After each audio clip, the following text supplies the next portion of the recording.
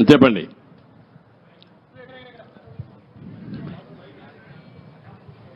Mic mic. Hello hello sir, 1 minute mic.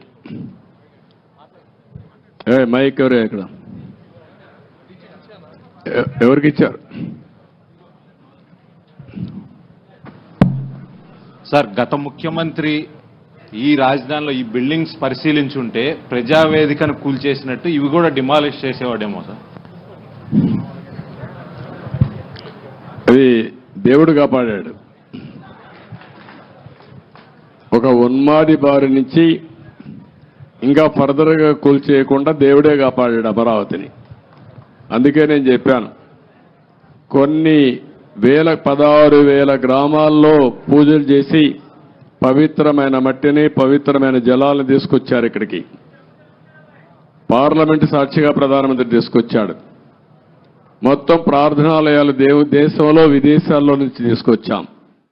పవిత్రమైన వ్యక్తులు పుట్టిన జన్మస్థలం నుంచి కూడా, అంటే స్ఫూర్తిదాయకంగా ఫ్రీడమ్ ఫైటర్స్ అన్ని వాళ్లే కాపాడారు. కాబట్టి మీరు కూడా కష్టపడ్డారు, రైతులు పోరాడారు, దేవుళ్ళు సహకరించారు. సార్, 5 సంవత్సరాల నుంచి ఏదైతే నిర్లక్ష్యానికి వదిలేశారో ఈ దాదాపు 80-90% కంప్లీట్ అయింది. ఆ ఎక్కడ కూడా చెక్కు చెదరల యాజ్ ఈజ్గా ఉంది. అంటే మన నిర్మాణం కానీ అంతా కూడా బాగానే ఉంది.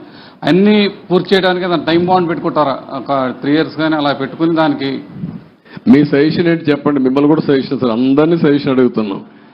దాన్ని మీరు ఇచ్చే మంచి సూచనలు తీసుకొని ఆర్డర్ ఆఫ్ ప్రియారిటీ పెట్టి we will prepare action plan. Galla పెట్టి ఖాళీ అయిపోయింది, ట్రెజరీలో ఏమి లేదు, డబ్బులు లేదు, అప్పులు విపరీతంగా చేసేశారు. ఇవన్నీ వీలో పెట్టుకొని ఏం చేయాలో స్టెప్ బై స్టెప్ వర్కౌట్ చేస్తాం. Mic media. Sir, what is going to be fate of Rushikonda Beach Palace? What's going to be? Will it be quoted as a monument of corruption? That's what you. What is your suggestion? You give me idea. Sir, you are the CM, sir. I am the CM. You are the citizen of. నువ్వు ఒక media responsibility ఉంది నీకు కూడా.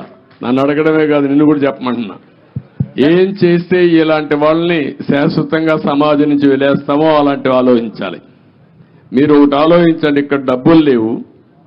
500 కోట్ల రూపాయలతో కొండను కొట్టేసి ఋషికొండ అంటే ఏంటి?